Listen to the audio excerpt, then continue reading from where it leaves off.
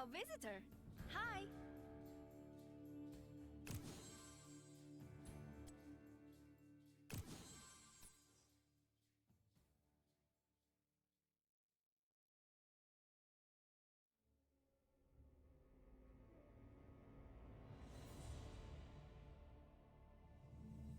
So, what are we doing?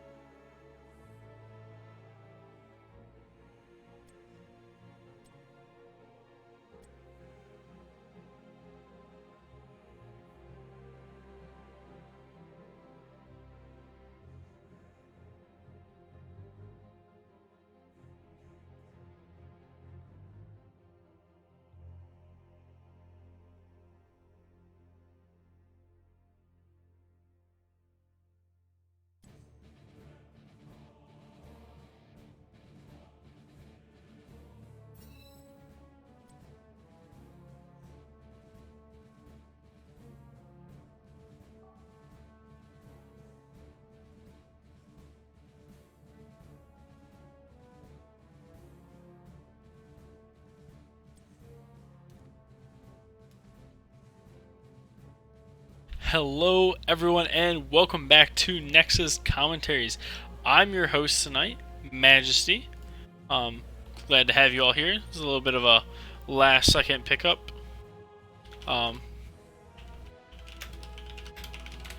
Between Randy Newman versus currently chasing Samuro, which is ironic as Randy's play Samuro. So that we might see them chase Samuro around. So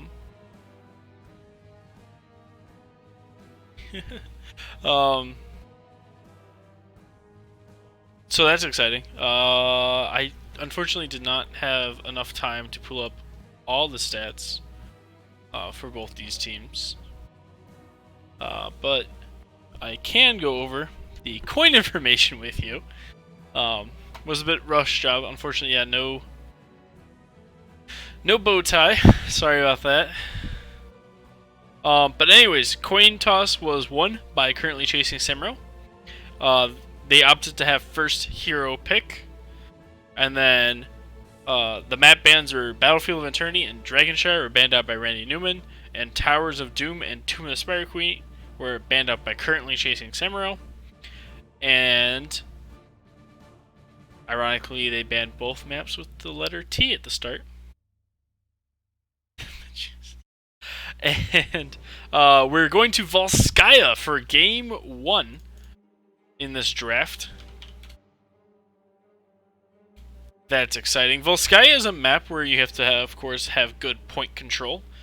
Good point control can come in many forms, like Gazlo or Probius. But it can also come out from just a stain from like a Lucio healer or a Malfurion. You can also see some interesting drafts come up. This is a map where you can run like 4 tanks and a Lucio. You can run 5 healers. This map has seen all kinds of nonsense over its lifespan. So I'm excited to see what kind of nonsense we get tonight, especially because we have Randy Newmans, which are infamous for their playstyle and draft picks.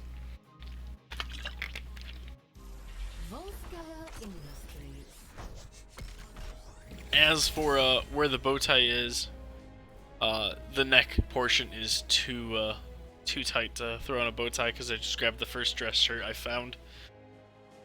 Thank you for the compliment on the chair. Thank you.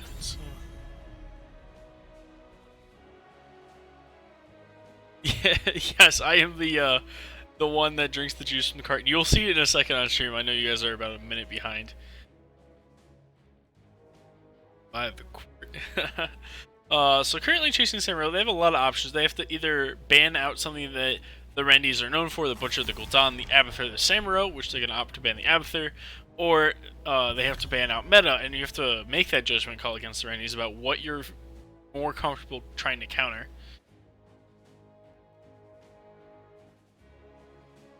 So it is ironic because that's the timing on things is just good.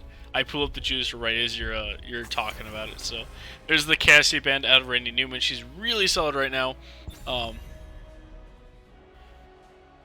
because of all the buffs she got after she got a rework. She came in a little low on HP with some gimmicks with the armor that aren't super good.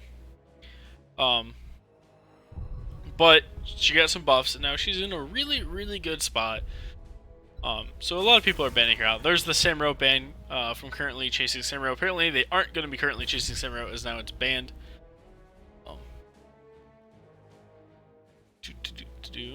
So we'll have to see how that goes.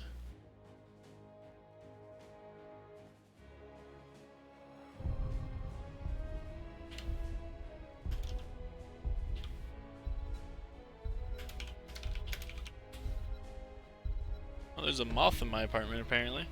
The other band out of Randy Newman is going to be ETC, of course, one of the top 2 general tanks right now. The other one being Johanna. And we're actually going to see the first pick Sylvanas coming out, currently chasing Samuro, looking for that extra push power, the extra damage. Could go W build for the longer fight, could go Q build for more burst, could go auto attack against heavy frontline or with a heavy slow comp.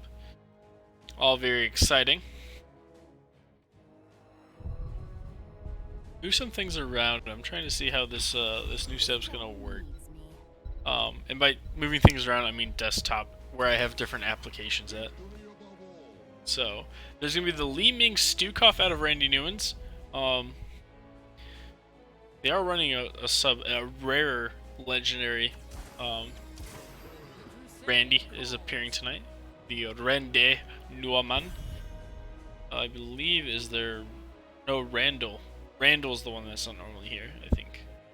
They're missing Newman. They're missing Randy Newman tonight, so it's unfortunate. But we have the Tassar Johanna picked up here, out of currently chasing Samuro. That is a lot of wave clear out of them. Sylvanas, Tassar, Johanna, all very good wave clear. I want an ice cream sandwich.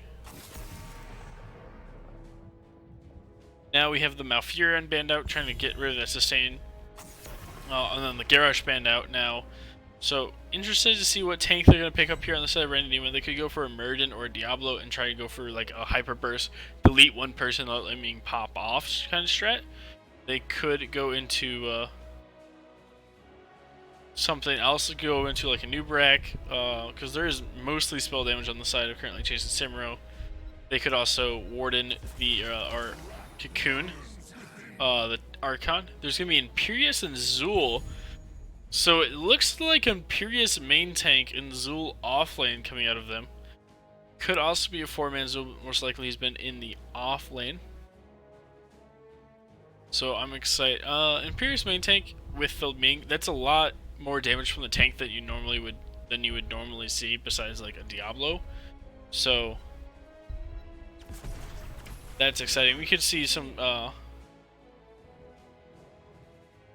things coming out there. There's gonna be the Mathiel Ana picked up. So they have 2 good nano targets on the side of currently chasing Samuro. I don't know how to abbreviate their name, because like just saying currently doesn't sound, so it kind of feels like you have to say the whole name. But anyways, they could nano Mathiel or Tassar. Even a nano Sylvanas isn't that bad, so she's got a lot of options there. And then of course the infamous last pick Butcher coming out of Randy's. Who doesn't like a good Butcher game? They're very exciting. That's why a lot of people like to watch the Randys, because of their drafts. And I, for one, am a fan of both these teams. Actually, there's an Aldi's up the street too. Thank you for the lead. Anyways, here we go. Into game 1 of Randy Newman's versus currently chasing Samuro. We have Randy Newman himself on Imperius, Randy Newman on Stukov, Randall Newman on the Butcher, Randy Newman on Li Ming, and Nandy Renewman on Zul. And on the side of currently chasing Samuro, we have the Maneski on Mathiel, Slick Rub on Ana, Austin playing Sylvanas, Marad on Tassar, and Wolf playing Johanna. So here we go. This is your chance to talk about in chat which one you want more. And that's exciting.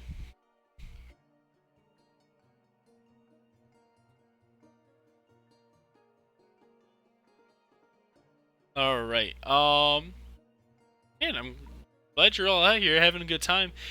We're not the biggest chat channel usually, but we're normally a pretty active chat channel. I appreciate you all there. I do read everything you guys post. I don't always respond right away, simply because I'm trying to focus in on the game, but I do read what you have to say, especially if it has anything pertaining to the game. Even if it's not, just come hang out. We're all fun here, and we're already going to start off with the weather conditions here. So we are going to have snow. Snow means that they're going to have additional shielding up to 224. It takes about 8 seconds to stack all the way up, which of course, because it starts at -30, it will actually be on till about 1:30. Yeah, so until the 1:30 mark, which means weather will always be turned off for the first objective on every map, unless it goes super long. But this is going to help Butcher a lot due to him just having the extra health means he can get in there better. And he can play a little bit more riskier than necessarily other people can. I hope we don't drop frames, because I have not played with the weather yet. So I don't... Normally I haven't, at least with the other snow so far. But that might be something to look at here moving forward. I have read up on Reddit on what to do if you are dropping frames, which is you just turn down the the effects down to low, and just keep everything else up. But anyways, there's some damage coming out here. They're going in on the Johanna, but unfortunately Randy Newman's the one who's been eating all the damage here. He's down to 133, but he is going to get out. And now we can just rotate around here a little bit. We do have Q build, of course, coming out of Imperius. That is the general main tank build. Matteo hasn't picked his level 1 yet. And static charge there out of Tassar at 1. There's a dive forward there onto Austin Sylvanas, but he's going to be able to get out now as well. Fortunately, they're not able to land another stun before he is able to get out. Meanwhile, the mid-soak, both teams are kind of missing a little bit mid-soak right now. Bot lane is actually going pretty heavily over to the Miniski. We're going to see currently chasing Samuro go pick up their fortification camp, aka the turret camp, pretty easily right now. A lot of notifications. They shouldn't be coming up to my overlay. You guys can't see them, but I can. The weather is off. It did turn off at 1:30. The next time we will see the weather, depending on how you interpret the patch notes, it either will show up again at the 3:30 mark, or it will show up again at the 5:30 mark. And I'm not sure which one it's going to be. So that's going to be exciting. Once we see it once, I'll know the timing for the rest of them. But beyond that, there's no more extra shielding now for Butcher, for Imperius. It might even help Sylvanas a little bit. We have a little bit of shielding there on Ana.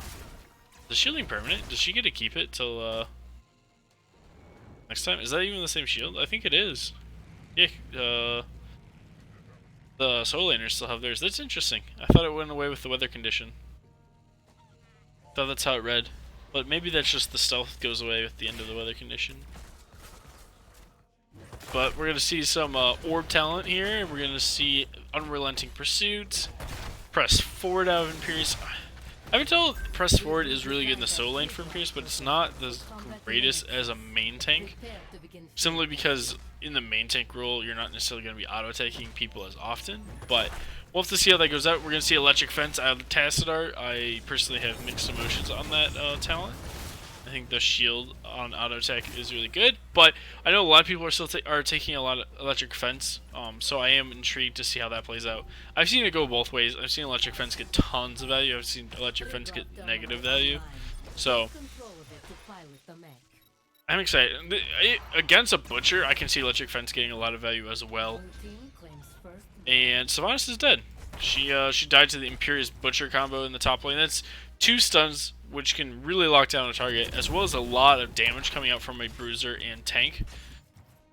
Well, that's fine. We do have 33% so far for currently, and just chilling out here, getting XP. 27, 28 on Jailer's Quest. We are going to see a little bit more of the skeletal build out of the Zool. So it's good for wave clear. I like it when I'm doing wave clear stuff. I don't necessarily like it if I'm looking for team fights.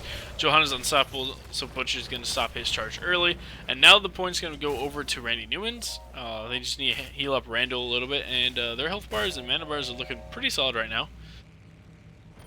Weather did not turn on at 3:30, so it will turn on in a minute and a half at 5:30. So it is on for 2, off for 4. So it is up for 1/3 of the match will be affected by weather conditions. That's something to keep in mind. As well as now you know your timings, so that's exciting. We do have a fortification camp being picked up again, and Rennies are going to pick up their 3rd fortification camp. They, I think they got a kill. When they got first blood, I think they stole away a turn camp. So this is actually only their 2nd one that they picked up, but their 3rd turn available to them. Heavy on a Butcher is really nice because he can charge and drop it while he's doing his combo, and Pierce is also well because he can do it at the front line. Zul can do it in the off lane if he needs it. There's the 3-man stun out of him. Pierce uses the Butcher charge forward onto the Testar. Another 3-man stun out of him. Pierce, he's getting these resets. Crazy. He got 3 in a row there. Randy Newman really showing the power. And the skeletons from Zul getting the kill on Johanna there behind the wall. That is insane. I didn't think she was going to die there, so I didn't say anything about it until afterwards. It is going to be Orb Bill Ming, but that level 7 value out of... Is it 7? No, it's AoE. No, it's Impaling Light. So the level 1 talent there on Imperius allowing him to Q, and keep 3 members of currently locked down. Randy Newman's are going to go ahead and use this protector to go ahead and take all of mid 4, and at 5:30 here, actually, it came out like 2 seconds early, so that's interesting. Maybe it did start exactly on 5:30, but I thought it was a split second before. But anyways, it did come back. We do have the snow, so now we're going to have those shields building up here. Butcher can hang back for about 8 seconds. They are level 10 on the side of Randy Newman's. They actually have a 2-level lead already, which is a huge advantage for them. That one fight going really majorly in their side. Plus, they've done a really good job soaking. Props to them for that. But they got all the mid fort. They're going to get top well. They're going to get 1 tower top as well. And if Randy Newman's want to, they could really look to take this fight with the level 10 advantage. Randy Newman himself, though, is a little low there on Pierce. He's going to want to back off.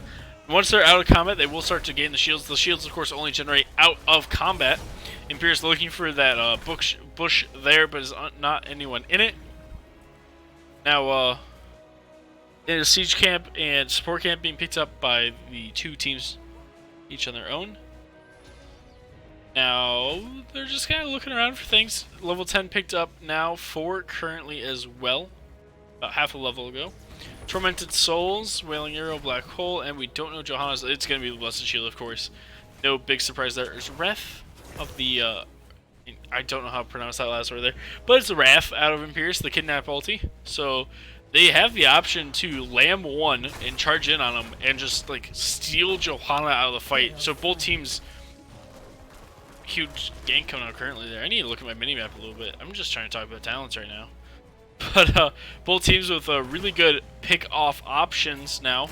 They could remove both tanks and then go for the Butcher dive in and just try to kill someone real quick. They could remove like a Mothiel or a Tassadar or something, or Savannah, something that can counterplay a little bit. Both teams now base racing a little bit. We'll see how long this lasts. If I had to say both teams base racing, I think it goes over to currently because Savannah's plus Zul. But Zul's on the side of Randy. Savannah's, though, I think outvalues Zul. If they are just going to straight up base race. Zul's coming in. He's trying to stall this as much as they can. The Savannah's is going to turn off the tower. Skeletal Mages were popped. Now Imperius is down here as well. He's looking for the sun. He's going to land it on just Anna. There's the Black Hole with the fence coming out. And there's Imperius. He's going to go down before he's able to drop his turn. But there's going to be the Lamb of the Slaughter there on Anna. So Anna's going to drop down. But so is Butcher. Meanwhile, Randy Newman there's not going to drop the heal camp in time. So he's going to fall down. Randy Newman's going to be the next to fall. And the fort's going to fall down as well. Heal camp's going to be able to pick up by Johanna. And let's go ahead and watch that fight again real quick here, because that was exciting. Give it a second to buffer up that replay. There you can see Imperius coming in, but he just gets ulted by the team, and then he's going to be the first to fall. Lemon Slider is going to allow Butcher to kill the Ana. Mothiel pops his ulti, walks backwards. The Nano Boosted Tassadar are able to finish off the Butcher, and then they get the last kill there to kill everyone but Ming. Now we're preparing for the second objective here, and 13 to 13. Well, Randy Newman do have the advantage still of having a wall and a well, which is going to let their sustain be pretty well up. We did just see a 4-man wipe. Wow, so they actually had 5 total kills. Did Ming die there? I didn't think she did. No. Zul got ganked, so that's right. That's what happened. But, so you can see their teamfight prowess right now on the side of currently, but Butcher is fully stacked, and that's something to keep in mind. He also has the additional plus 10 already, so Butcher's a monster, and with him already being stacked and it just barely being past level 10, his extra scaling from that passive is outvaluing anything else on the match right now. And so he's going to hit like a freight train. And if you've ever been hit by a freight train, it hurts a lot. I don't recommend being hit by a freight train. But there's going to be the route onto the Savannah, so there's going to be die forward from Imperius, and now they're trying to lock him down with the Butcher as well, but the Black Hole is going to peel him off. But now it's going to be the Imperius who's going to be the first to fall. Healing Camp coming out now of currently. Randy Newman on the Zul is going to be the next to fall, the Nano Boosted Malthael. And that's what I was talking about earlier in the draft. They have 3 really good nano targets. The first fight, post 10, we saw them nano the Tastar. This time we saw them nano the Malthael. If Malthael can get into Randy Newman's with Tormented Souls and a nano boost, he's going to be nigh unkillable. Especially because he can have the Unstoppable. And he can pop it and then have Tormented Souls instantly reapplied to everyone around him. So that's just basically 2 seconds of Unstoppable for like 0.1 seconds of damage loss. Stukov in the bottom is going to try to set that up for Randy's. I'm surprised that currently didn't pick up the heal camp here, but they don't really need it either. They're at 65%. The Butcher is going to charge forward, and there's going to be the Unstoppable. Just used it to knock his stun, just keep walking away, and he's good to go. It was Fear the Reaper at level 1. He did not go for the on a Pale Horse. Now, I did lose track of the timing here, so I can't remember. I don't have all the intervals memorized yet for the weather. But it should be up on a multiple of 5 plus 4. So if it was up at that, should be 11:30. So it should be up in 30 seconds now. The weather conditions should reopen up now. There's going to be the Nano Boosted Malthael once again. It does seem to be the primary target, but he's just going to get deleted there by the Butcher, as I was saying. About his scaling is just ridiculous. There's the Orbs coming out from Ming as well. That's going to be another 2 kills now for Randy. So there's going to be the Lamb on the Ano once again. Savas is going to go down to the Zul route. Stukov. Well, really just the Stukov silence. I don't think that route even landed. There's so much going on there. I want to see that fight again as well, because these team fights are going quick. You see the Randy Newman start off with the Butcher sleeping, but the Orb hitting the Malthael, and then they're just able to throw the Butcher on him so quickly that he just gets deleted. The Orbs coming out on Ming, though, just resetting and just killing them over and over. The Tastar trying to auto-attack the Imperius off the Ano, and then he gets the hit by the Stukov slow and everything. He goes down as well. Randy's were able to finish the objective as well as push down Keep Ball. They might look to the end of the game here on the second objective with a fully stacked Butcher and a Zul. I feel like they might have the option to. They're looking like they're positioning for it. If they can get another quick couple of pickoffs here, it's easily game in favor of Randy Newman's here. But both teams do have level 16 talents. They are pushing forward. They still only have one in the Protector. I am intrigued to see who they end up pushing there. There's the Unstoppable down on Malthael, but he is going to push his ulti as well as the Nano Boost on him. Butcher's going to go down really quickly, and they're not even going to break shields before they're forced to retreat here. Nandy there on the Zul's going to go down. Sukov's going to go ahead and jump on the Protector so that they can't be CC'd. And Pierce is going to try to walk away with this as well. Getting chased down. We might see them get picked off. They're going to be able to use the hand knockback ability from the Protector to knock him back. Here they come, though. They're on the Stukov, and I feel like Stukov's just gone. The wall coming out as the body blocks from Malthael coming in as well. Now it's going to be Currently's chance to try to get some value here. They're going to maybe still, nope, they're going to go straight for bottom keep here. The wall's already gone. It died to minions during that second objective. Now they're going to be able to push forward. They do have the Savant's passive coming out now as well. I don't think they can go court for sure. Pretty sure they can't, but they're definitely setting up a win condition off this third objective. They can get it for sure. Now, once they get this, they can steal away the fortification camp as well. It's hard for Randy's to force the fight here, but there comes the Unstoppable. It's going to actually dodge the Lamb and the Imperious stun, and that is a Lamb to the slaughter on Kulan, as well as Wrath of the Anguirus, I think is what it's called. but that's down now as well. And that's 2 ultis from Randy Newman with no value in a row there. Now, both of them are longer cooldown as well. Wrath being 80 and Lamb being 90. So they're going to be down until almost the next objective. We do see that they have some shields here from the snow. The snow was going while they were chasing the protector down, as well as on that defense. But Kata pressure coming in from the Randys. Triple Katas there on court. Not going to get much as Tastar was there. Good map awareness on his part to get on top of that and kill it. See any other crazy talents here? Remorseless, Life Drain. It's going to be Shadow Walkout. Tastar as the support camp is picked up by Randy Newman here. Instead of the standing still. He doesn't really want to stand still against the enemy team, even if he's forced to stand still, it's so much auto attack damage from the Butcher. It's not really gonna matter that much. He tabbed out for 30 seconds, so you don't know how we got here. We changed paces really quick. You gotta really be on top of things this game. These teams are pushing and snowballing like crazy back and forth while we have the snow going on the map. Snow should be up, let's see, it was up at 11:30 till 13:30, which means it will be back up at 17:30. So we got 2 minutes still, or 2.5 minutes till snow comes back into play. So really, we just have a couple extra shielding on Tass and Ana and Ming until then.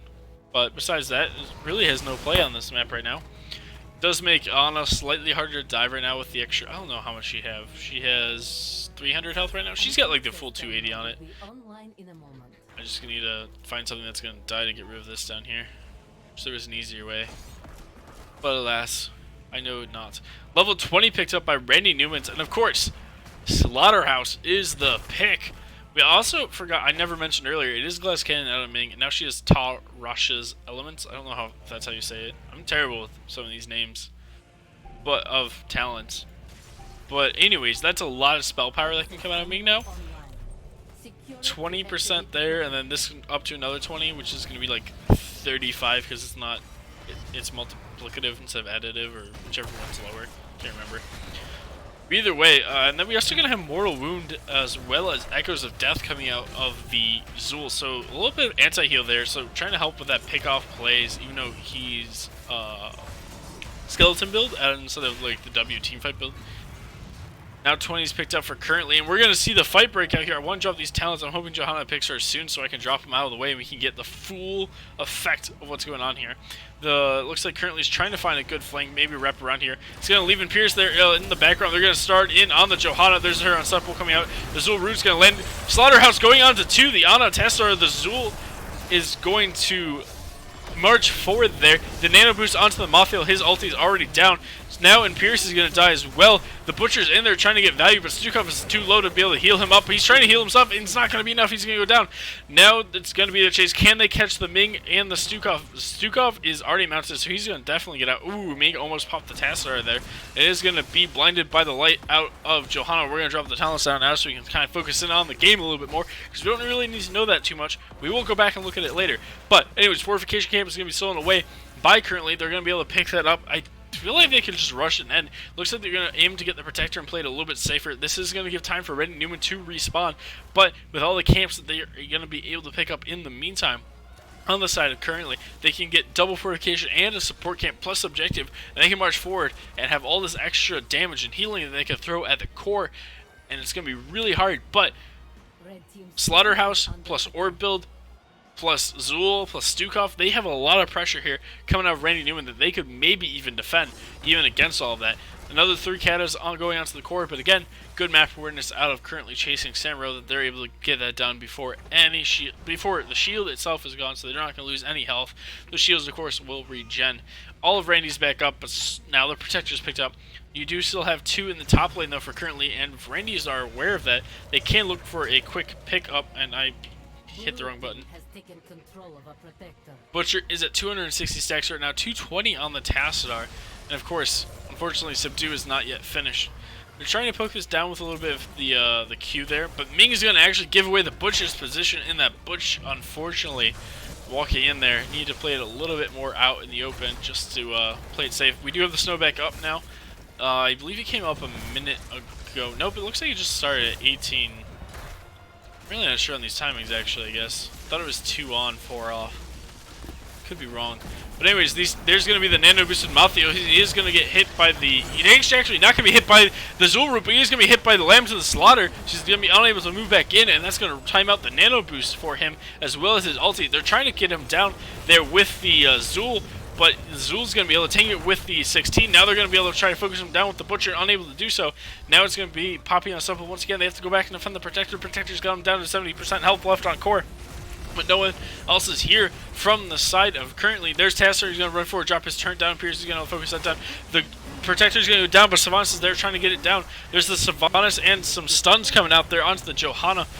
Johanna's trying to get this done. Johanna's going to be shoved away from the core. There's 8% left onto it, but it's going to smell like GG in favor of currently chasing Samuro. They're going to go ahead and walk away with game 1. And what felt like it should have just been Randy's game.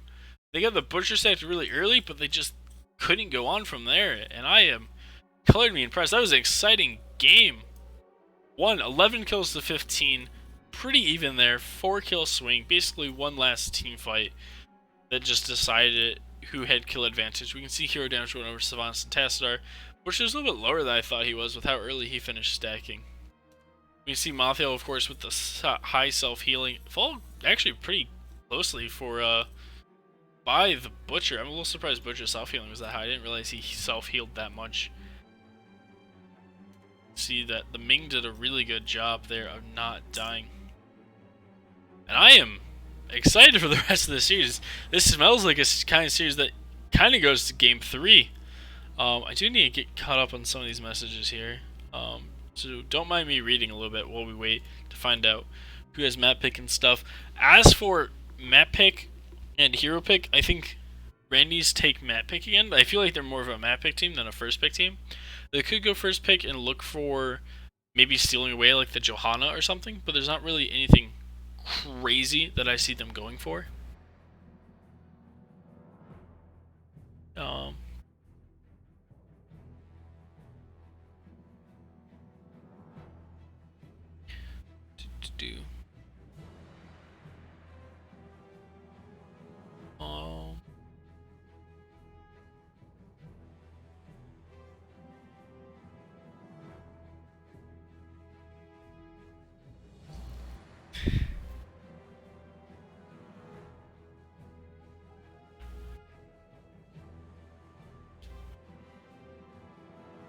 Still waiting, still don't know. I'm glad you all came out here for the game. And I do agree that Butcher's Black Hole, Tassar's Black Holes were really good. Still trying to catch up on some messages I was sent about some things.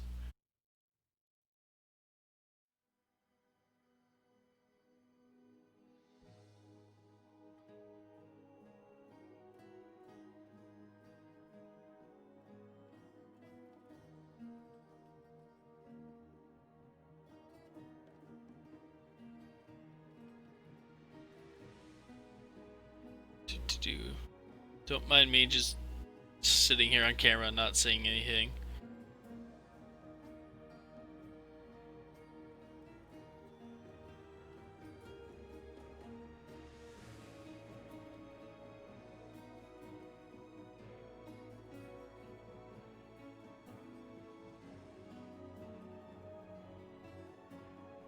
Alright.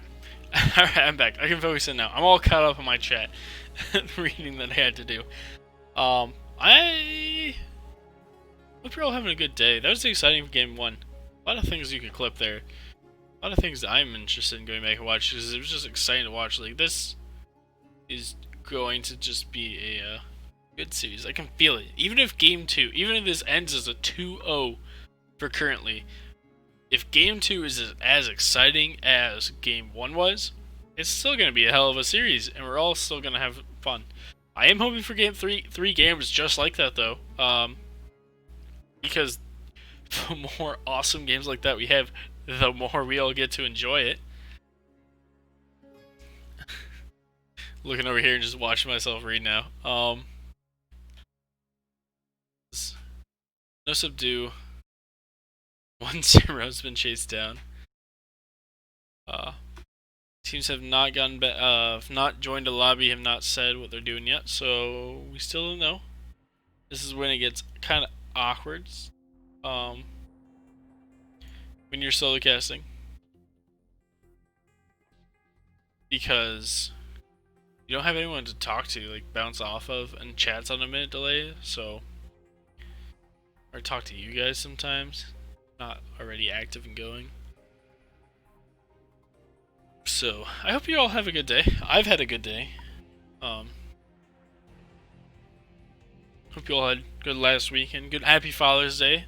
A little late, but Happy Father's Day to all you fathers out there.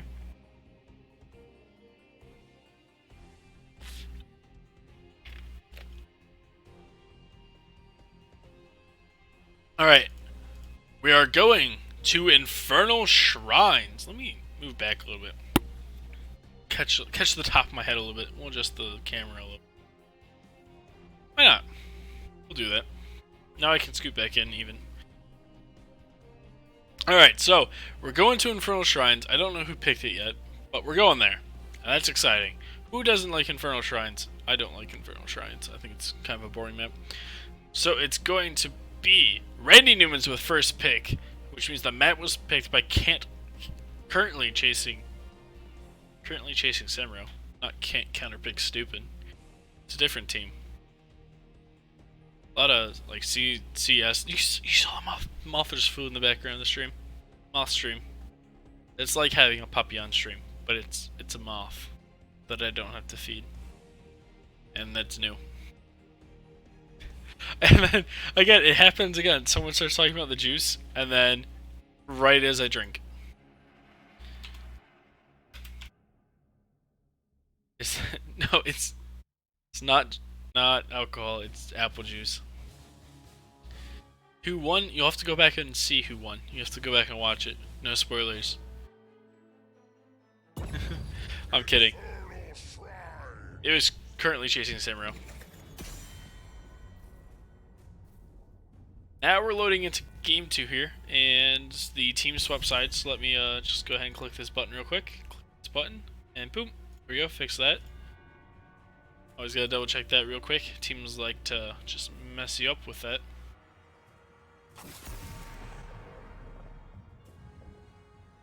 We're gonna see the Johanna ban out of Randy Newman's. Makes a lot of sense. They of course could look to go into Butcher again, maybe. There's gonna be the Avatar ban. I imagine the second ban will be Samuro again out of currently chasing Samuro. So that way they don't have to waste their time currently chasing Samuro. Randy Newman's looking at their second ban here. I think it should be the Tassadar. I think the Tassadar did put in a lot of work game 1. It is going to be the Tassadar. The Black Holes were really on point. Rod should be really proud about that.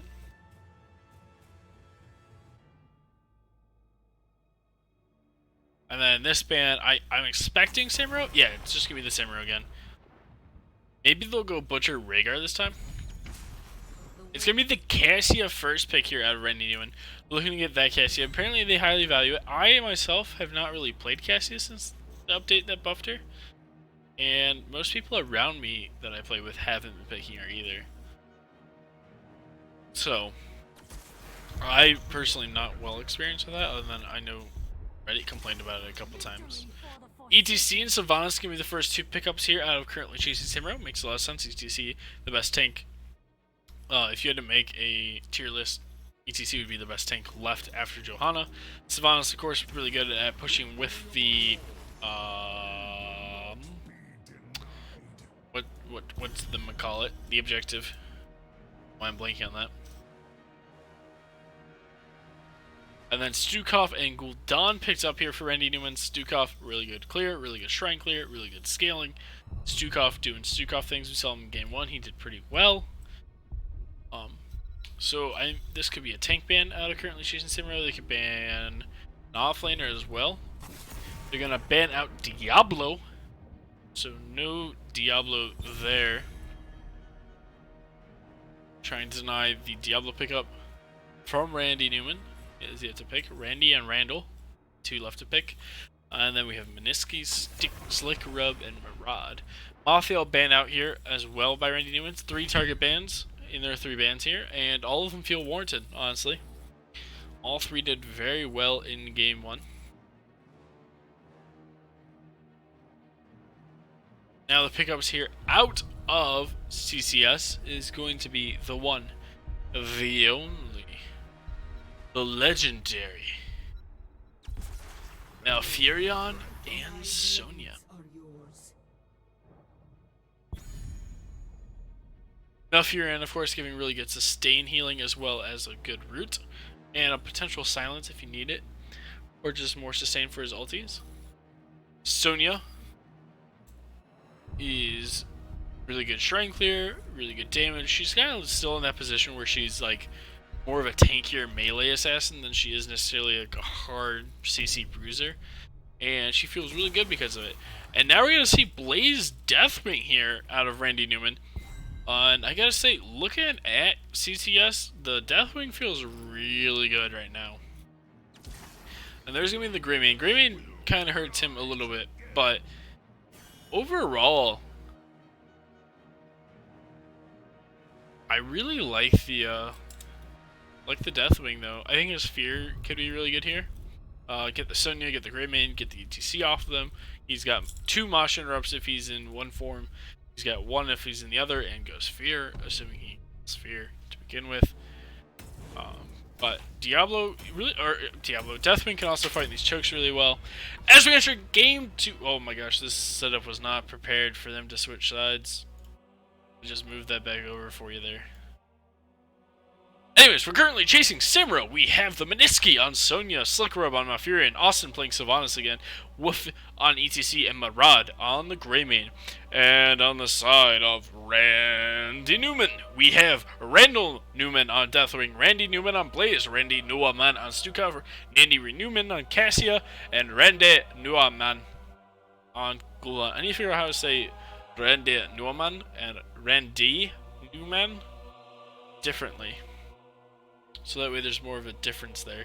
I try to pronounce all of the Randy Newman's names like with different emphases based on how their spellings change, so that way you can hear the difference. That one, those two are hard to differentiate like that. As we're loading in and have loaded into game 2, this is another snow map. I'll be honest, I don't know all the weather's conditions already and which maps they go to. I know what all 3 do, but I don't necessarily know which maps are which ones yet. We're going to see the Echoed Corruption. We're going to see Charge Strikes, which just seem to be the popular talent onto Cassia going to the auto attack build. We're going to see some Q build. We're going to see Prog Rock. Cassia pre-rework auto attack build still scaled really well. And like Martial Law was already busted and they buffed Martial Law. So I think that's really what it is. People just don't realize how strong she already was beforehand because she was considered so niche. And a lot of people played her wrong. Fend is a horrible ability on Cassia, and kind of still is. Like, it counter-synergizes with a lot of what she wants to do. As we begin the wave clear of the first wave, Sonya already in the top lane here. Does mean Randy Newman's have a little bit of an extra people. Deathwing is getting the shielding. I wasn't sure. Some people had said that there are certain ones that he didn't get buffed from. But he does get the shielding here from this one, and that's important to note. But it's important to know who does and who doesn't get the buffs, but it is also important to know which ones Deathwing does and doesn't get on. The dive forward there onto Stukov, they're looking to get him. They got him down to half. He's down below half, but he's able to use his D, and Randy Newman's field there with the stun. Now we do have both solo laners back in the mid lane, as Cassia just hit top. So I guess it's offlane Cassia and 4-man Deathwing maybe? Deathwing's gonna rotate back up now. Meanwhile, we do have the camp being picked up here by CCS. They're picking up their siege camp now. Randy Newman's rotating over to theirs as well. So both these teams going to pick up their mid siege camp, which means we're probably going to start to look for a fight mid. Actually, they're looking like they're going to fight over the Randy's mid camp here.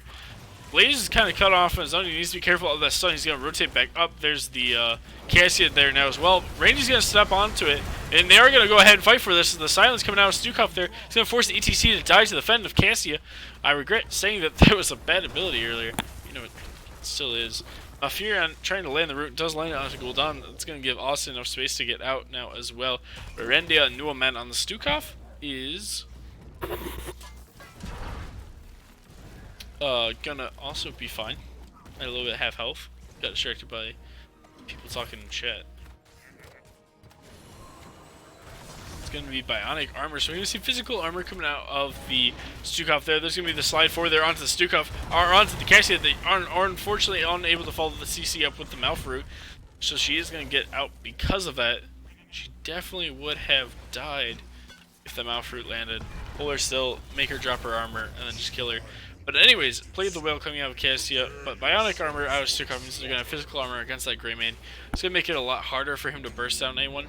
Besides, of course, the Deathwing, who's unaffected by Stukov's presence on the field. Health funnel coming out of the Gul'dan, the Ghoulish Daniel, if you will. Look for that extra life drain healing or cooldown. Cooling. This is just cooldown. Extra cooldown there onto life drain. Might see more of those talents later. We'll have to see. Looks like it's gonna be W build there out of Deathwing. I am interested to see if we'll run the W into Q build, which is actually pretty high win rate, and was his highest win rate for a while. I never really got it. I either went full W or full Q. I never did the hybrid half and half until I saw it on Hero's profile. And then I tried it, and it felt really good. So now that's my go-to Deathwing build for all of those who didn't ask. But meanwhile, we have CCS here in the bot lane. They're just shoving it down using that Sylvanas and Greymane.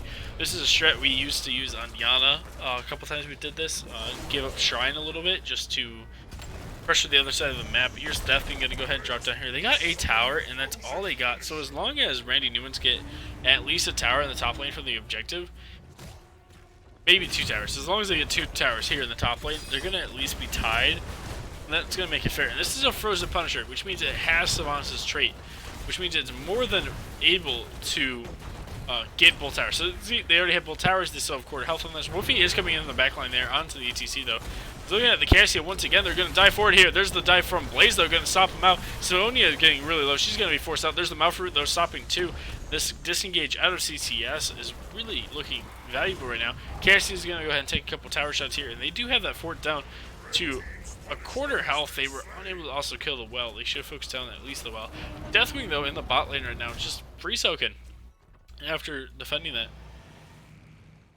So do have the weather is back off. It should be up soon in about 30 to 45 seconds. I believe the weather will come back on, and we'll start having the shields once again. Hungry for power out of the Ghoulish Daniel. Poison Spear out of Sonya, which hints towards a potential leap pickup. Leap onto the back line, use Poison Spear and try to burst someone down real quick. That's usually when you see Poison Spear picked up over the Merc talent. I think is at that level. Yeah. The Merc talent where you can just click a button and heal for 10% of your max HP. Poison Spear going to lend the extra damage over the extra sustain. Usually means she's going into more of a burst style comp. There's going to be the Malfruit once again. The ETC, though, his rotation is going to be scouted out by the Blaze, who did a good job of posting up. Make sure your tanks are posting. If you're playing a tank, make sure you post up. That's why it helps. We do, of course, see the snow once again back up on the screen. So these teams are building up their shields right now. It's going to make engaging a little bit harder, disengaging a little bit easier. But overall, the snow seems like a nice one. I don't mind the periodic shields for people, I think. But there's going to be a lot of CC and a lot of damage coming out to Gul'dan, but not enough to kill him. Now he's going to use that life drain that he talented into earlier and get that back as well as much as he can. And of course, by exiting combat, he just gets his shield back up. Cassia, still in combat, still not getting her shield back. The shielding is still going to be up for about another 30 seconds. The way the weather conditions are timed right now, it almost feels like they're timed to not be up during objectives, but to have just timed out when objectives spawn. So that's a little bit interesting. So they're spicing up the non-objective phase of the game, but they have less impact because of it. Because you're not fighting as often, so it's not impacting team fights as often. At least it's based on these 2 games that we're seeing out of Randy Newman's, which is the only games I personally have experience with the weather condition. That's what it's looking like, especially because the timing changed just now. It is going to be the leap, of course, out of the Sonya. It is going to be that burst, more burst style. And then we're actually going to see stage dive out of ETC. So him and Sonya are just going to look to dive into the backline like instantly, following up by a whaling arrow. That's going to be pretty dangerous coming out of CCS here. And Ooh, Cassia just gained the lead there, just barely off screen, I think. Hopefully you guys were able to see that. There was the bullet used, and then just the instant delete onto the Sonya. The Mouth Root keeping Blaze from being able to rotate up. Now we're going to see a camp invade coming out of CCS here. It's going to be scouted out, but they might catch the Gul'dan in time. He does have the fear. We do have double fear out of Randy's Newman's. We'll have to see how far they can make someone go and fright. But CCS is going to back off, deciding not to fight around that bruiser camp. Instead, just start on the objective here. Back off, get out of combat so they can get some of these shields back up. Actually, because they're fighting the minions, they're not getting shields done either. Gul'dan, the only one on the side of Randy Newman here that has a shield left as the objective, or as the objective is spawning here. We do see the snow has timed out once again. Big mouth silence coming out after a blaze stun, but the Cassia diving forward. She's going to eat the bullet. She's going to be able to kill Savants, though. There's the stage dive coming out of ETC. Here's the bunker as well as the fear out of Deathwing. Now we're looking for the fear out of Gul'dan being the only ulti left on the side of Randy Newman, but leap and Wailing Arrow left on the side of CCS. This Cassia playing aggressive, playing fast and loose, as the kids would say. Now we're going to see them coming back in for a re-engage. We're going to drop this down. There's the power slide forward onto the Gul'dan. He's going to be rooted by the Mafia. And do they have the damage to kill him? They're trying their best with the Great Man there. They're going to be able to. Soon able to leap onto the back line there, trying to distract the Stukov. Deathman getting low now as well. He's trying to get back, but now ETC's chasing him, but he's going to be left alone now. It's a 3v1 on him. But here comes the Mouth Root onto the Cassia. Can they chase him down, as the objective was, in fact, finished by Randy Newman, meanwhile. And, don't know how that even happened. I don't know who they have there killing it in the end. Good job to them securing that objective. They're not going to get a whole lot out of this objective because they don't have people alive to push with it necessarily, only having 3v5, but they get the gate, and they get half that tower, over half that tower in fact. So, and they deny the objective, which is probably the most important part out of that. Team fights are looking like they're going to be a little bit longer than the last game, so maybe not as many instant replays, unfortunately, but still very exciting fights overall. Like, there's so much going on, so many different dive options, counter engage options coming out from both teams here. It feels really well drafted by both teams. I'm excited to see how this plays out going forward. And it's looking like another exciting match. 2-2 so far in kills. Bruiser Camp being picked up by CCS. Now it's Randy Newman's time to press forward here, trying to get some siege pressure bot, as they know some people are top there getting that camp. They see ETC mid, but he does have stage dive. He does have it available, so they don't necessarily need him there to be a threat. They're trying to disengage now on the side of Randy Newman, and we'll have to see who gets cut out. They're going to start this camp here with the Deathwing. And it is going to be the the W into Q build here out of Deathwing, it looks like. Go ahead and drop this down as the stage dive comes down right into the camp. There's the leap forward by the Sonya as well. The big fear coming out of Gul'dan. Now it's going to be the Deathwing's turn to fear. They're just fear into fear there, keeping people off the points of security. Now the lightning bolt coming out of Cassia. They're onto 2. Now it's going to be Greyman's turn to die as well. Savant is there. Cassia on the side. Now Sonya trying to run away. Do they have the Blaze Stone to finish him off here in time? Trying to dive back forward using Whirlwind, but is unable to reach the tap in time, so that's going to be another one die. And now the dive forward there onto Mafia by the Blaze, able to finish him off as well. And that is a 5-man team wipe coming out of Randy Newman. So let's see how much of that we can rewatch here. You see the dive forward there. Oh, just the ending. Just the chase down. Yeah, that's fine. We just saw that. Now, meanwhile, the camp in the top lane from CCS was able to get the top wall and get some of this fort down. But now that Deathwing was able to fly up here, he'll be able to finish that off. Well, the rest of Randy Newman threaten the mid fort here. The bottom camp does need to be responded to by CCS, and Savants will go ahead and take care of that for them. Leap is back up, and stage dive in 8 seconds here for CCS, and then they can really look to engage here on this mid fight. They know Deathwing is in the top lane. They try to get the Gul'dan again, but Gul'dan, he's not as squishy as other mages. If that Gul'dan was a Jaina or Ming, he'd be dead right now. And because it's a Gul'dan, he's still alive.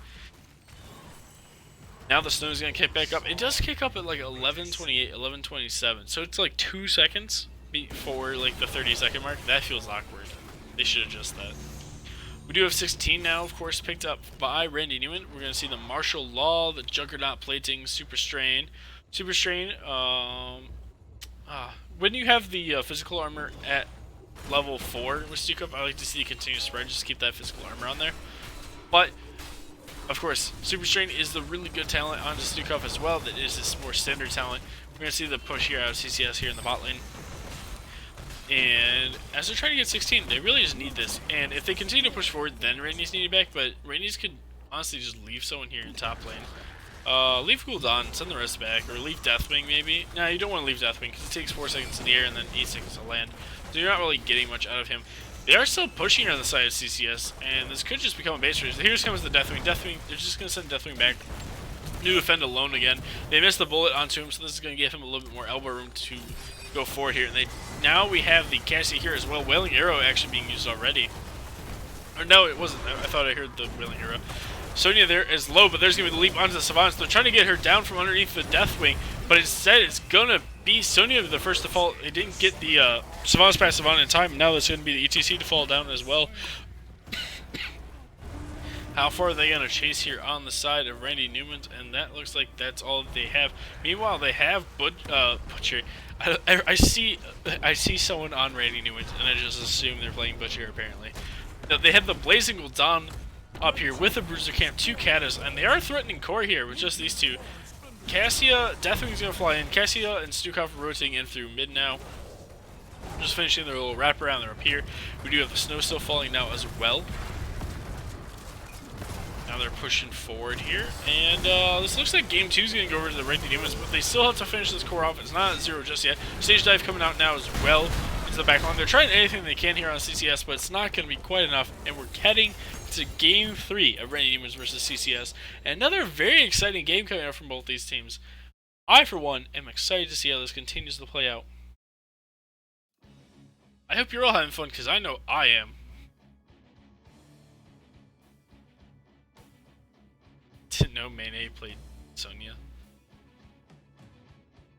Alright, we can see the stats 3-9, so not as many deaths this game, and not as close per se, but the game was still very exciting. The fights that happened, especially some of these later fights, double fear out of Randy Newman's was exciting. I thought it was funny to watch that, secure that bottom camp, fear into fear. Hero damage is actually Deathwing at the top, followed closely by Cassia. Surprised Gul'dan only did 16k, but he was the kind of like the early focus target out of CCS a lot. So a lot of the times I think he had to, like he'd get dove on instantly. He had to back off from a lot of the team fights after eating cooldowns. Effectively a tank, I guess, is what Gul'dan was doing that game. But that's exciting. It's an exciting game. I'm excited by it. I hope you're excited by it. Whew, just need to slow back down. That's the hard part too, in the transition. If I'm still talking as fast as I do while I'm casting, it really kind of stretches that out because I can go through so much more information and just say so much more by speaking really fast, which is good while casting, bad in between casts because now I have to fill with more information. And we already have an invite to a custom game. Oh, apparently they're swapping sides again, which is fine. I'm actually in favor. I think teams should swap sides after every game, because there are statistically proven that there are specific maps that favor one side over the other, or specific strategies get favored, but most people don't play around towards that, so it, in the end, usually isn't mattering as much, and it's just hidden in the data. But we are going to Braxis Holdout. Braxis Holdout is a 2-lane map. It's a map where the offlane matters a lot because you have to win an objective on both sides of the map, similar to Dragonshire. And thank you, Valkymir. You're also incredibly cool. It usually means that having map pick and taking Braxis or Dragonshire usually favors you because you have, not only did you pick the map, so you probably know how to play it, but you also get last pick, which means you are guaranteed to counter pick into their offlane unless they draft like 2 offlaners.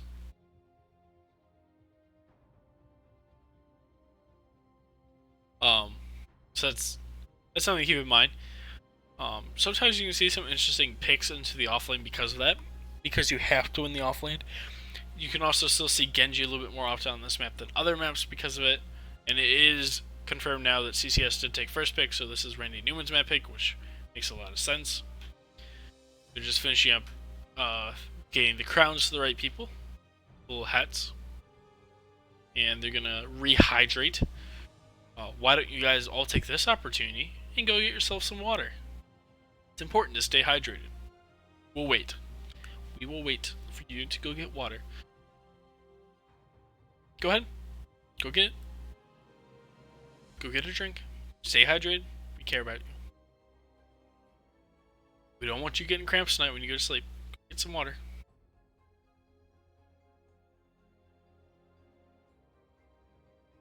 Did you get your water yet? Well, we're waiting. Can't wait forever. You can wait a little bit. Come on. You can do it. Kitchen's not that far.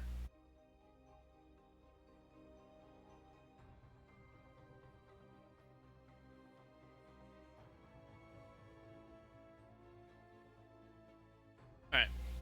Well, while we wait for the people that are staying hydrated like they should be to get back. You're all having a beautiful evening tonight. Hope you know that we here at Nexus Commentaries care about you. I think you're all very important people.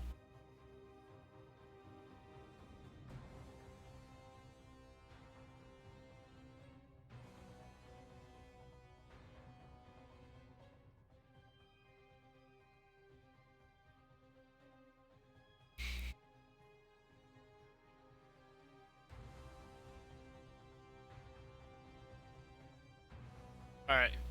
Now that we have people filtering back in, like water through a filtration system, we can go ahead and start talking now.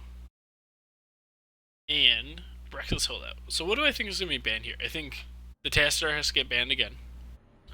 I think the Johanna may or may not get banned out. I think we're going to see the Samuro ban, but I don't know if we're going to see the Abathur ban per se, because it is Brex's. And if we don't see the Abathur ban, that means CCS has another ban available to them. And they could use that for Gul'dan. They could use it for something else. I'm trying to think what else Randy's have played tonight that would be like heavily ban worthy.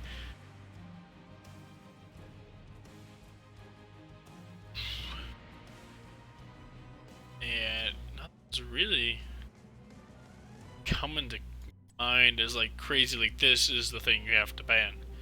Swans could be banned out as well at some point.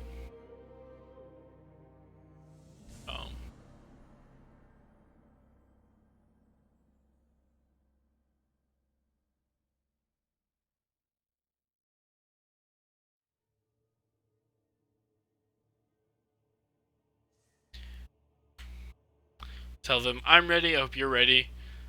So I'm looking for something real quick here. Oh, it's not there. It doesn't matter.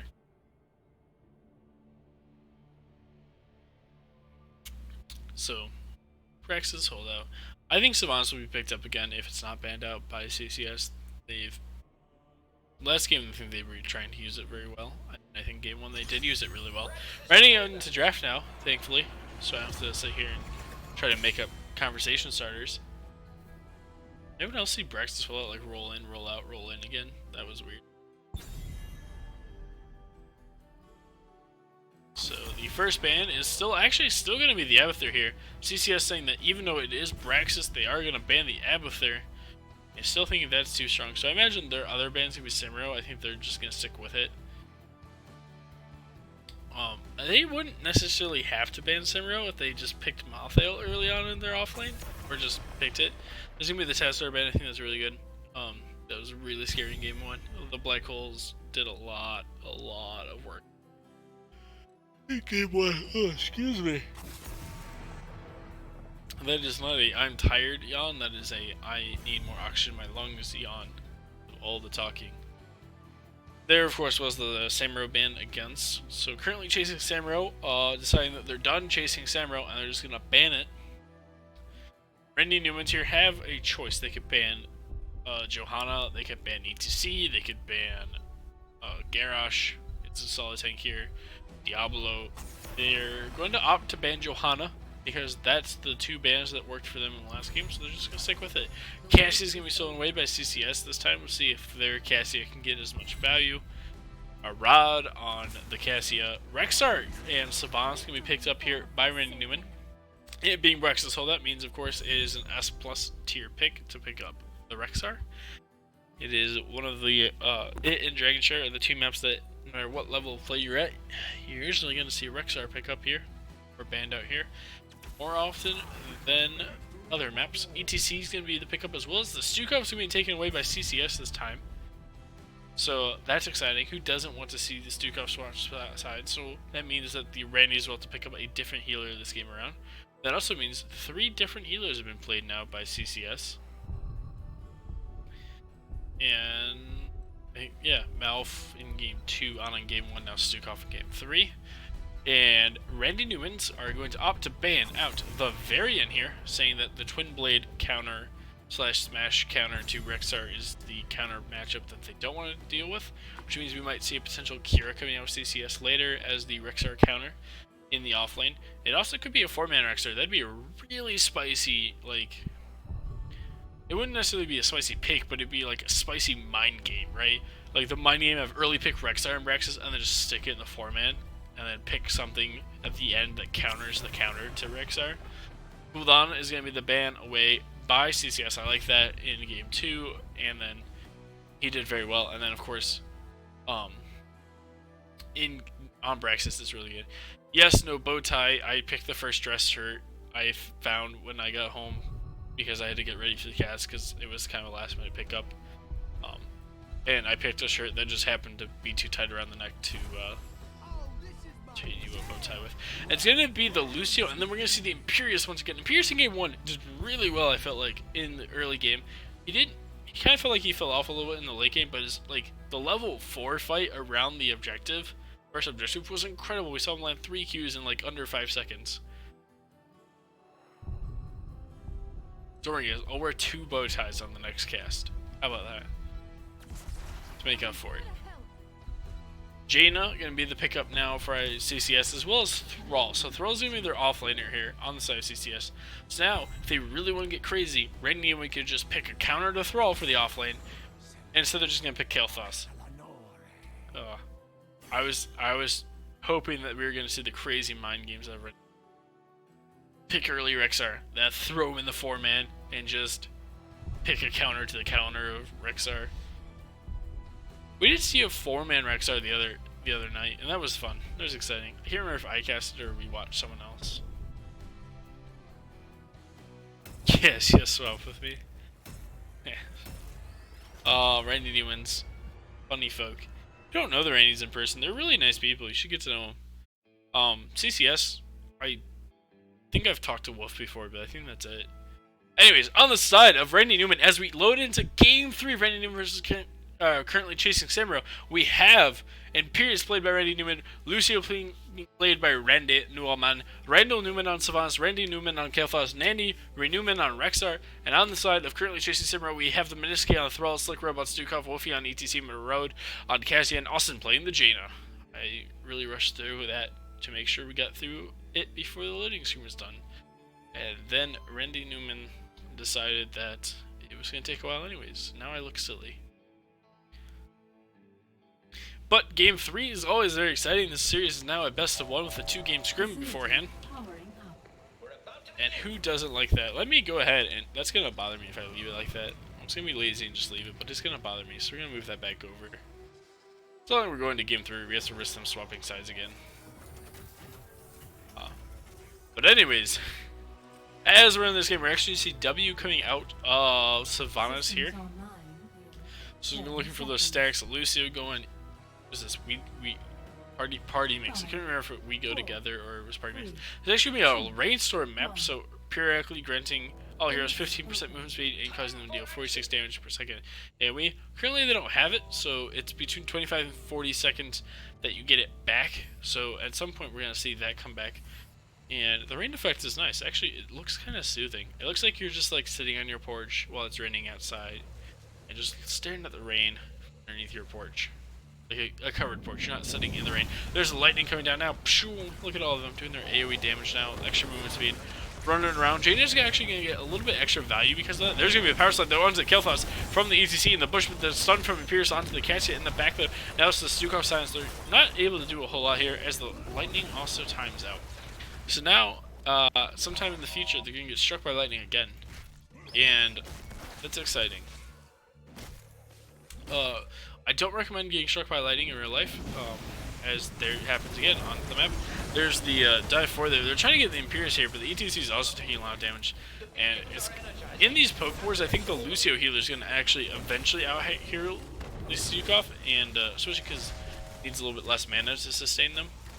But if they're not careful, these the shorter fights could go in favor of currently chasing if they're not careful. They keep going onto the KT. He needs to play a little bit farther back, I feel like. And it's causing the Imperious staff to go in, and he's taking a lot of damage, so that's going to be his tap down now as well. I was trying to mention earlier that Jaina slows are going to get extra value here because of the rain, because when they have the extra movement speed, you can eliminate it, so while you're still only 15% faster than them, you're negating a boost to movement speed that they're going to be expecting. I don't know. It's proportionally it's the same, but mentally it's going to be different, if that makes any sense. With the W plus the living bombs coming out of the Randys here, they do have a lot of decent AoE poke damage. Now both teams moving forward, there's the Stukov silence just sitting on the point now. It's going to be Cassia offending on the KT, but then here comes the 2-man stun. Gravity laps onto the Cassia as well. The ETC is low, he's going to be able to heal himself back up, but this is going to be the Cassia going to be first blood here. Trying to keep up with all of that. Kind of second blood as Misha died, and she just responded. We do see Rolling Thunder out of the Thrall. Let's actually watch this up here for a little bit. Let's just see what the Minisky does as he walks in with a quarter health and almost no mana against a Rexar Misha combo. The point is now being controlled by the Randys on both sides of the map. And his Thrall might be in trouble. Minisky, we're actually going to catch the solo lane kill. The rare solo lane kill. We are going to miss the Jaina. So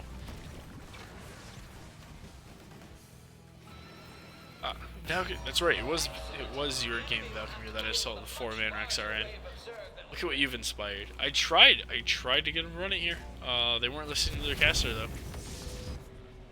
Anyways, we're going to see the first wave being picked up pretty quickly here by the Randys. They're actually going to go ahead and rotate 3 more up here to the top lane to help push. So that's going to be 5 bodies up here for the Randys, including Misha and Pierce versus Thrall in the bot lane now. So that's just another solo lane matchup for them as well.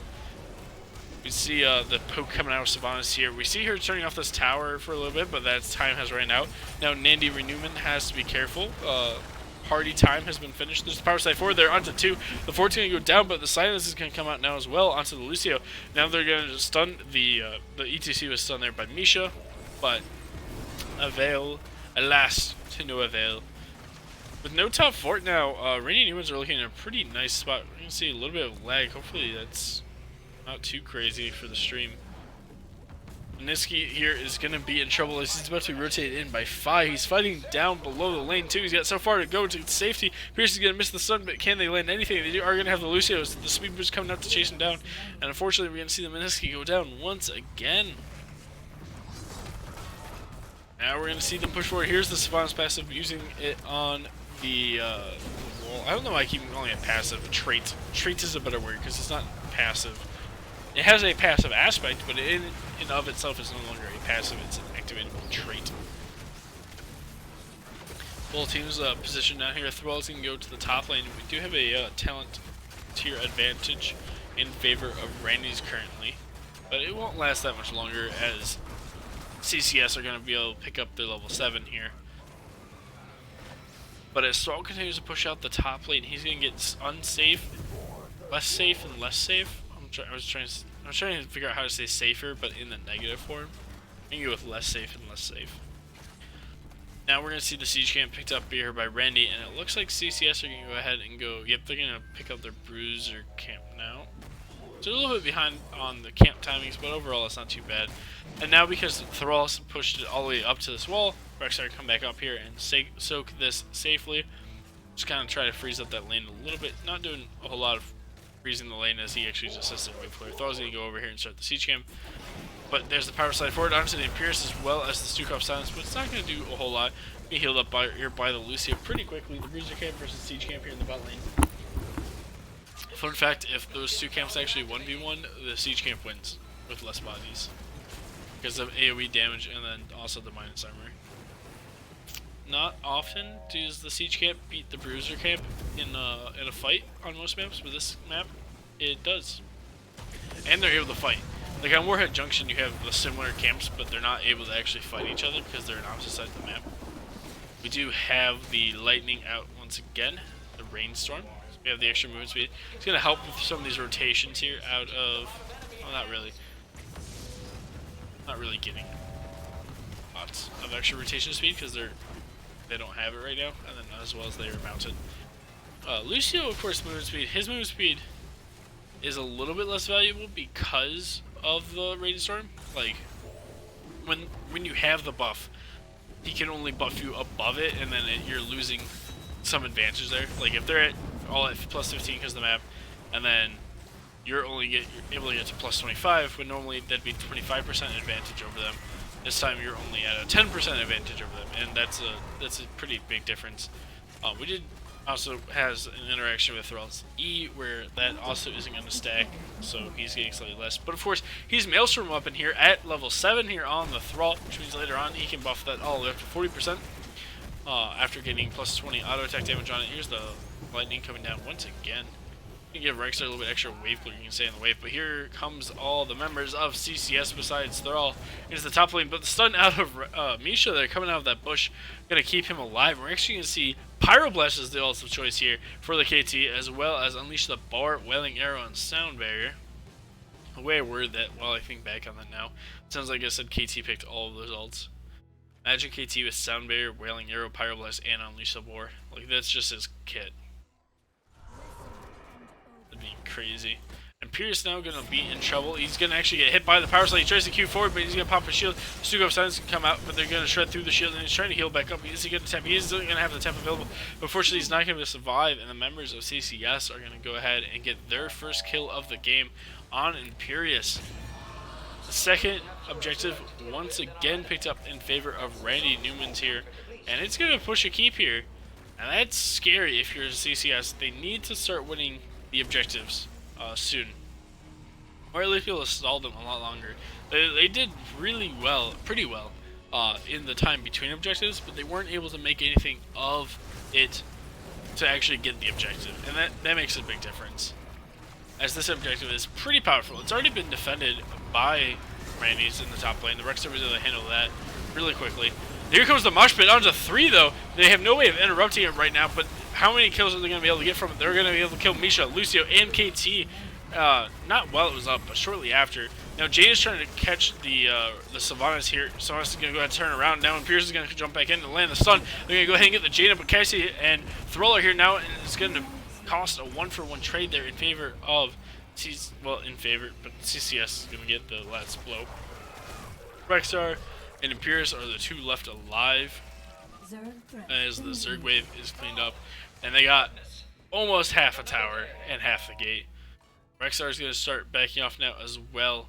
Minisky is trying to track him down, trying to pay him back for those deaths earlier, but isn't going to be able to catch it in time. Never mind, Rexar turns back around. He's going to get hit by the Thrall root. Now he's also going to be hit by the Stukov slow, and then the Cassie ulti. Lucio is going to pop his ulti and try to save him, but it was just too late. Even if he lands it, I think the Rexar dies there because he turned around to attack the Thrall, not realizing the rest of CCS was behind them. Randy Newman's are going to go ahead and take their camp here, and I think they could have taken the boss here on the side of CCS, but instead they're just going to opt to go back and get their Bruiser camp. And checking the boss, making sure it's not there. Rexar is now back alive, and both these teams are going to look to posture around this bot lane.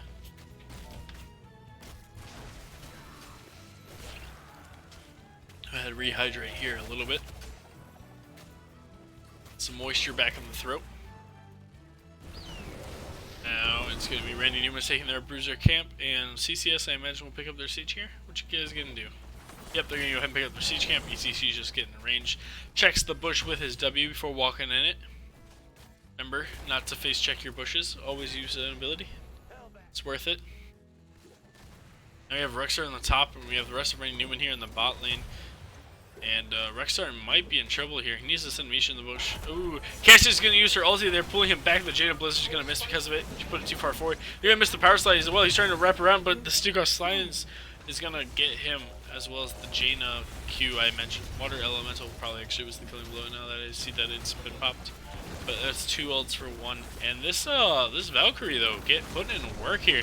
Here's the Pyro Blast into Stukov, but it's not going to get a whole lot of value besides just pushing him back a little bit. They'll force him to heal up a little bit, but here's the power slide forward there. The Wailing Arrow coming out of Sylvanas. And Pierce is going to land his Qs. Also, they're trying to focus down the Stukov a little bit, but the Earthquake there are going to throw them off. And, gloves? Oh, it's attack range. Don't recognize all of Cassia's talents yet by picture. Now the Jaina's going to push forward here, and she's not careful, she might get picked up. Veers is looking to wrap around. They're going to go ahead and check that bush. Razy actually walks into it. Now they're going to get stunned, but here comes the power slide. The Mosh Pit coming out as well, but it's going to be quickly interrupted by the Stukov. I don't know what else to boot, maybe. Lucio going to get pulled back by Valkyrie. He's going to look to go down, but it's actually when Jaina dying to the Pyroblast, I think, killed her. And then the Lucio will die as well. Now the Rain has come back out. And everyone has the extra DPS, and it's just going to help a little bit with Wayful, especially the top lane here with the Rexar, where him and Misha have it, and they can stand in there and do the extra damage. It's currently dealing 46 a second. Does this not scale? Huh, the damage doesn't scale, so it's always 46 a second. So Lightning is stronger in the early game than it is in the late game. Intriguing. That is intriguing. Huh.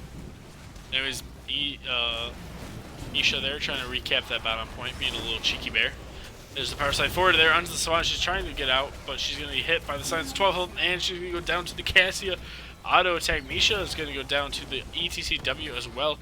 Now the Thrall is going to be in trouble here in the back line. Stukov's going to go ahead and peel that with the Flailing Arm, Flailing Swipe? Flailing Swipe. Another Lightning Strike coming down here. As looks like Randy Newman's going to look to get their Camp Jaina. Meanwhile, in the top lane, Austin going to go ahead and pick up Austin. Go ahead and pick up the top point now. And Randy Newman's, that means they're going to go ahead and pick up bottom point. And Rexar is going to walk into 5 members of CCS, and he's going to get out once again. He's been Nindy there. He's died a couple ganks, but he hasn't died to as many as you might think he should have. And both teams get really close to 16. Randy Newman's actually slightly ahead. They're going to actually get a couple percent here, as well as once Rexar picks up the top lane. Valkyrie's going to miss, and that's a good sign for the Randys, because that's the ulti that's been killing them. Let's go ahead and drop this till they get closer to 16 and see if anything happens here. This fight, living bombs are coming out from the KT. Both teams are posturing around the bot lane. Rexar, meanwhile, in the top lane, going to actually be stealing away the siege camp from CCS. And that's going to threaten some of that wall. The bot lane siege camp also pushing forward here. That's going to cause CCS to finally go ahead and back off, as well as they're going to scout out that siege camp being picked up here. Unfortunately for Rexar, he's going to go ahead and stun the Thrall there and make sure he gets out. But that camp is going to go ahead and be stolen away. They're stealing away their own camp here on the side of CCS. We do have Lingering Spines as well, and Low Blow coming out of Stukov, so that's important to keep track of. Haven't really been looking at some of these talents too much. We're almost down to the 40, which is when he gets the 15% permanent attack movement speed buff, which will not stack with the lightning. So basically, he's just gonna have permanent lightning speed buff, and then when lightning's out, he's basically losing 15% movement speed, like relative to the other players. Up the frequency being picked up there by Lucio. What else he's got? Supersonic altogether. She's got a lot of movement speed. Definitely have a lot of movement speed on Lucio if you try. Of course, Grace of Air, Tempest Fury there on the Thrall. Some more percentage now being picked up by the side of Randy Newman's, and they're checking all the bushes before they walk forward here on the side of CCS. Remember, check bushes. That's important. Don't want to die in a bush gank. Exposure. So it's actually minus armor on the Jaina. Looking for the burst, not the root. And Looks like they're going to have some members rotate around here on CCS, and some are going to walk straight forward. But can they get there in time as the Jaina is getting really low? Jaina's actually going down before the other members of CCS can finish the wraparound. Throw's going to pop the Earthquake, and it's actually going to lead to the KT dying there. The Wailing Arrow coming out there onto 2, but it's not going to get there in time. Lucio is going to go ahead and pull his ulti now as well. The Randys are once again going to get 100%. The Ejected Lucio is going to get pulled back in by Valkyrie, but Thor's going to go down to the Rexar. Meanwhile, Randy at no man on the Lucio is going to unfortunately have to walk back into 2 members of CCS to try to get out. And he's going to go down now to 3 for 3. Or there's 3 members of each team left, not 3 for 3. It's a 2 for 2 right now.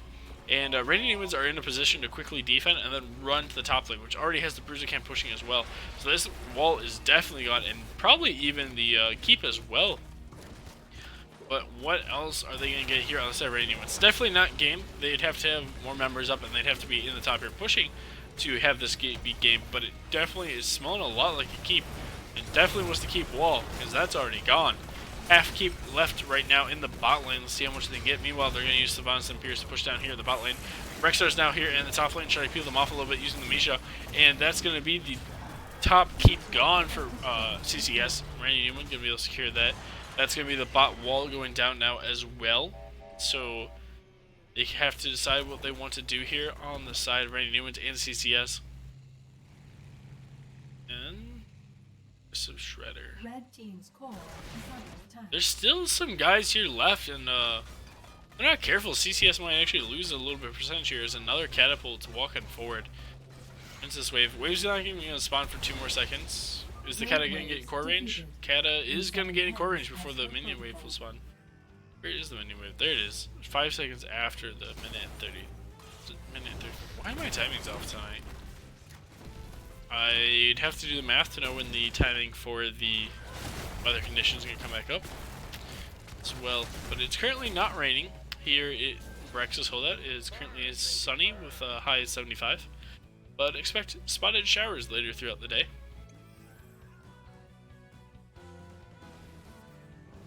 Someone using their first blood emote.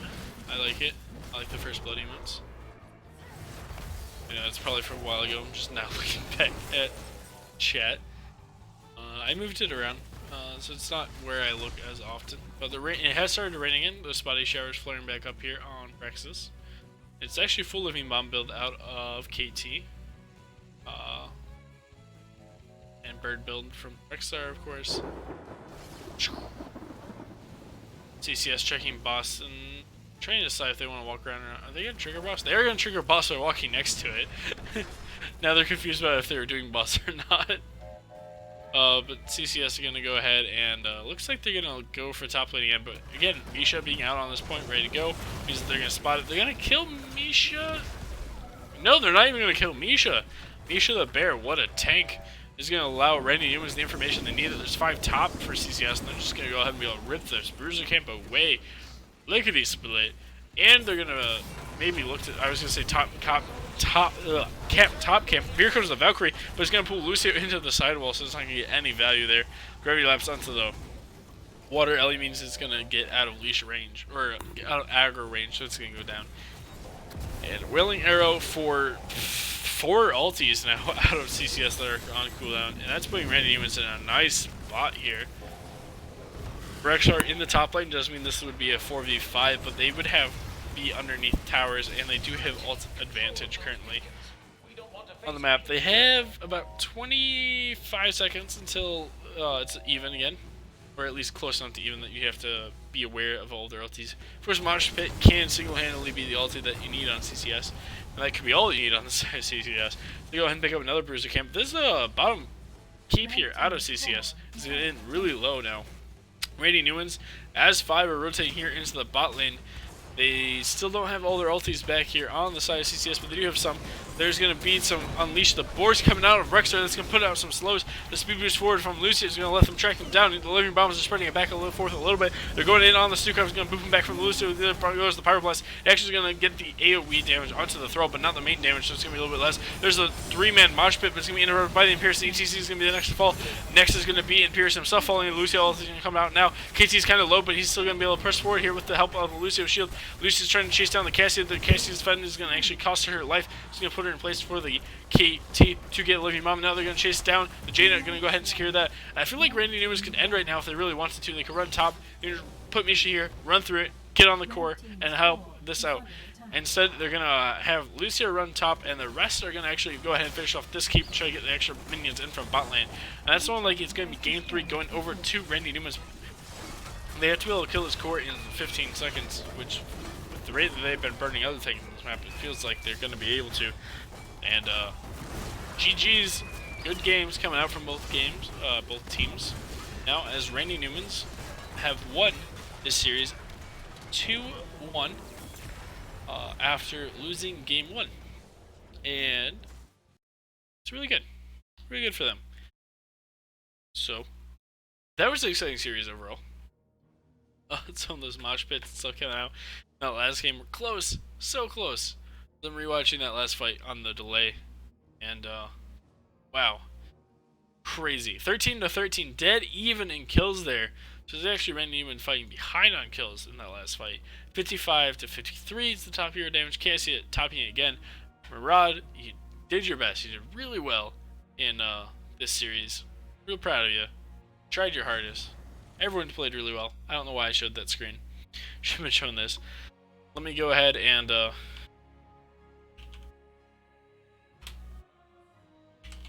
see if we can't get an interview with a Randy here.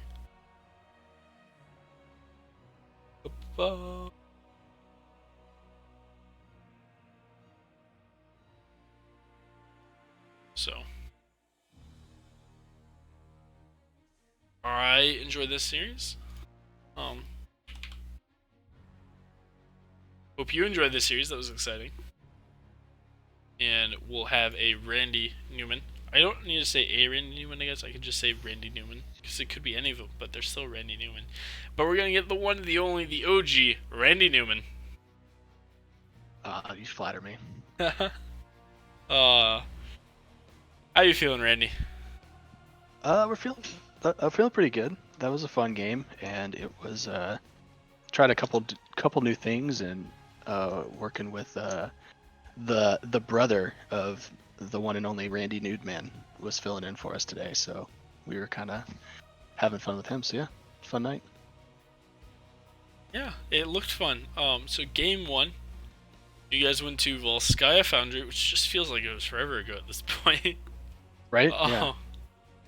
I guess it's only been like an hour and a half though, total, since the start of that game. But you guys went to Volskaya, you got the Butcher, which you guys are infamous for running, and it didn't quite work out.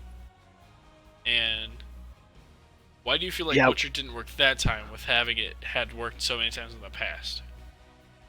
I think it was just more of, I think we had one too many melee. I don't know if any one melee was wrong for us, but I think we had so much melee, and I think just Tassadar doing Tassadar things with Black Hole and the wall and all those side storms, I think was like devastating for us. And like Sylvanas Silence, I know that if I got caught in something, I was just dead, and without being able to move, I was silenced or rooted until I died.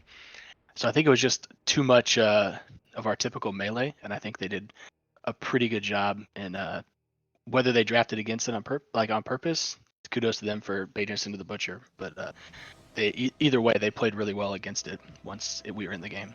So you guys are you just need that AoE D shield.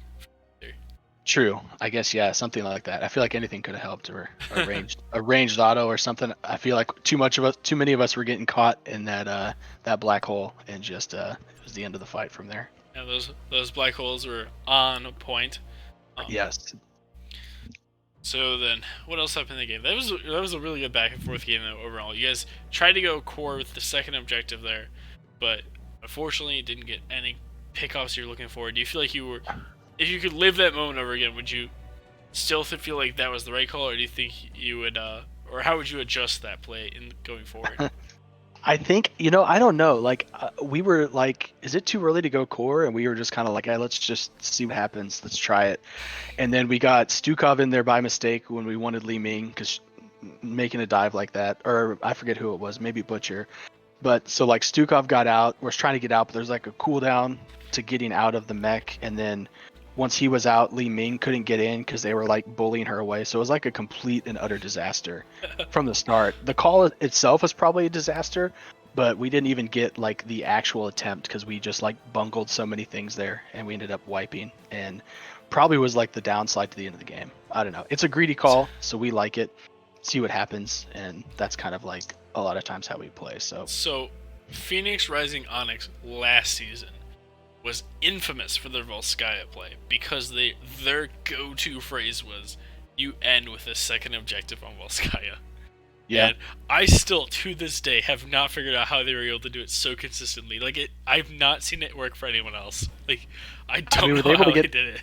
Excess siege, because like we only thought about it because it was just fortuitous enough that fight was like, I guess like all those fights were so big and one-sided where like it seemed like a 5-0 trade for either team. Like we had like a 5-0 trade, and we just were able to get so much keep damage without the robot, so we were like, maybe we could try it. And you had the whole keep before you had the robot. And yeah, and so I mean we rarely end up in that. We rarely don't draft a lot of like building siege by nature of our like heavy melee comp, and so like we're not always in that position. So I guess it was just kind of like a perfect scenario kind of deal for us. But I don't know. So I don't know if that's how they were able to do it, or like how they were able to go core, and they were able they do it successfully, like win the game. Last season they did it, I think, like 4 or 5 times. Like really, yeah, it's wild.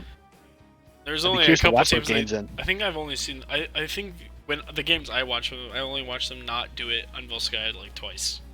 Really, well, we have to watch that because we're all about shenanigans like that. Hyper aggressive shenanigans. They did like that was their objective on most maps, was end with the second objective. But enough about last season. Game 2, you go to Infernal Shrines, and you end up with double fear, which you guys used once to literally chain the fears to secure a bottom camp, which I thought was hilarious.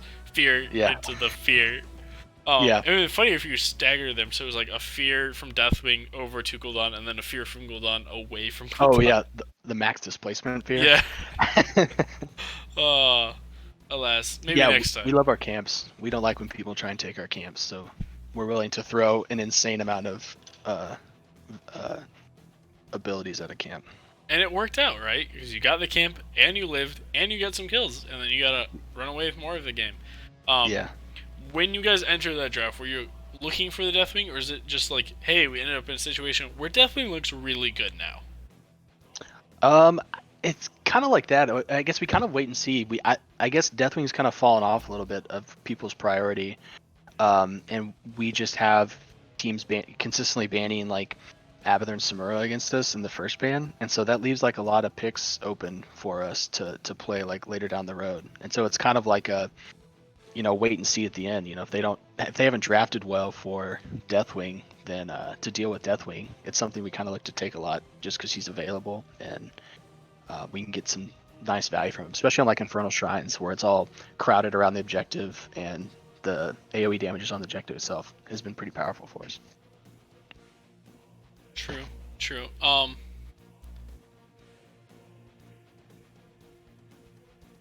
I had a question in the middle of that. I'm trying to remember what it was now. It's like, when he finishes talking, I'm going to ask this question, follow-up question. But now I can't remember. Sorry, just cut me off next time. And then game 3, we go to Brex's Holdout, and you guys... Your Rexar play in the top was really well done. He was on the objective a lot, he was winning that lane pretty well, and it felt like a couple times he like had Misha posting up like a tank, and it just like it saved his life.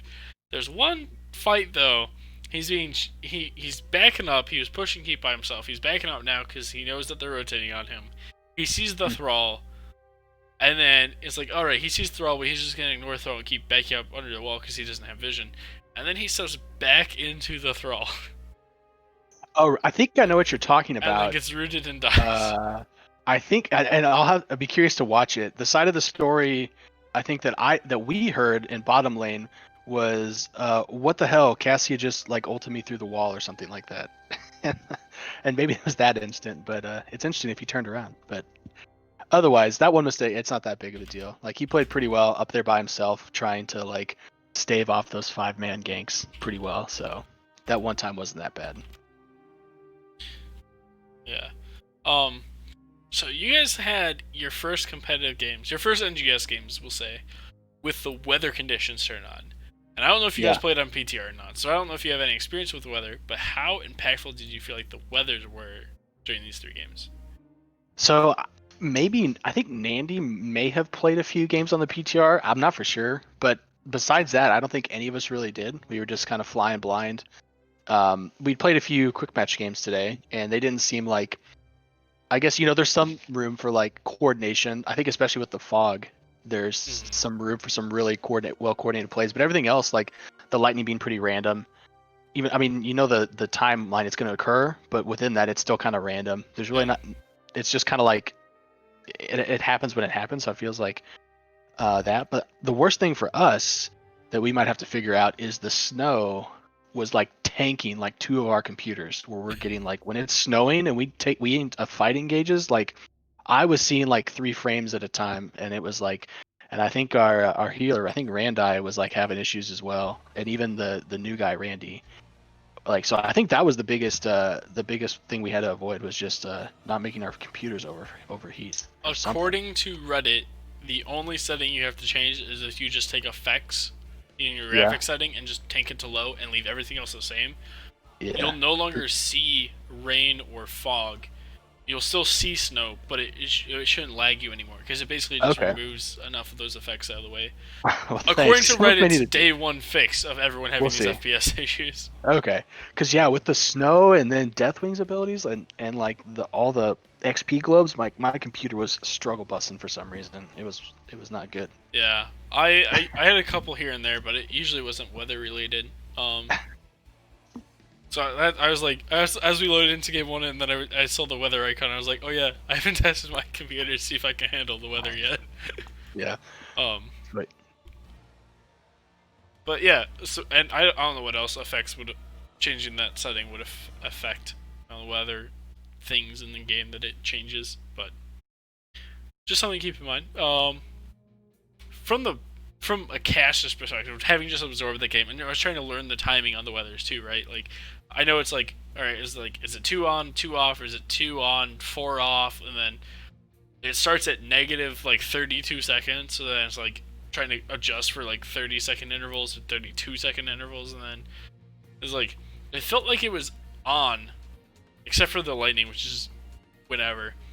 yeah, But the snow felt like it was timed where it was on when the objective wasn't around, and then it would turn on right after the objective died. And so to me, it just kind of looked less impactful because of it, outside of maybe the soul lane where it might have been helping a little bit. And I I don't know see. how that changes things going forward. Because it's like, I don't want to fight when there's not an objective or a reason to fight, right? So like, I'm just going to sit here, and now everyone on the map just has plus 280 health, like a buff for the next fight. Yeah, I don't know. I guess we weren't paying that much of attention. Like, I don't know. We I guess maybe we should, but like we have so many other things to worry about. Yeah, But yeah, it a 280 health buff for most things isn't going to make a crazy difference. Like, you're either going to kill them or not. right. But I mean, yeah, like it'll be interesting to see like how that I guess how that works. I feel like the most value we can get is out of the fog because that seems like the easiest to control and like Yeah, especially as a tank player, it's kind of exciting anytime you can get free stealth. and it lasts 40 seconds. And then yeah, as long yeah, you can mount up and do whatever. So that seems pretty exciting Bounce, to enter me. a bush for a second and a half, and then walk somewhere in Um, 40 seconds. yeah. Unfortunately, most of the maps that have that we don't have a proclivity for, so but we'll see if we can make see if we can figure something out for those Also, maps. like smaller maps for some reason. Hmm. I would want small stealth on larger maps, especially for 40 seconds, so I could rotate around out of Mhm. vision. Anyways, do you have any shoutouts you want to give?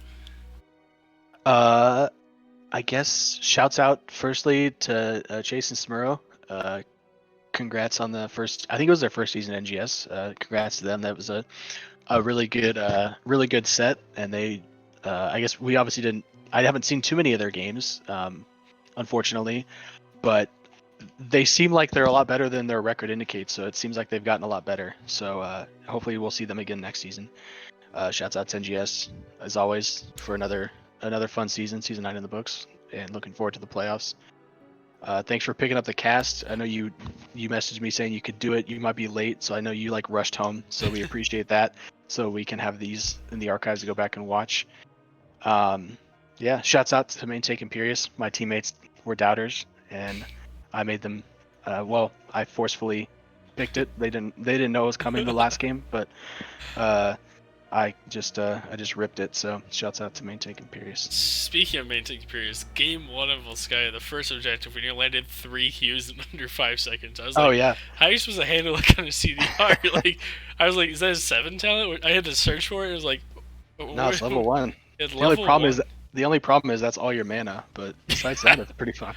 Yeah, but if you land 3 Qs on 3 people that quickly, Yeah. you don't need more mana. They should be dead. Or you need a new team. Yeah. But shout out to both teams for putting on with my shenanigans and picking this up last second.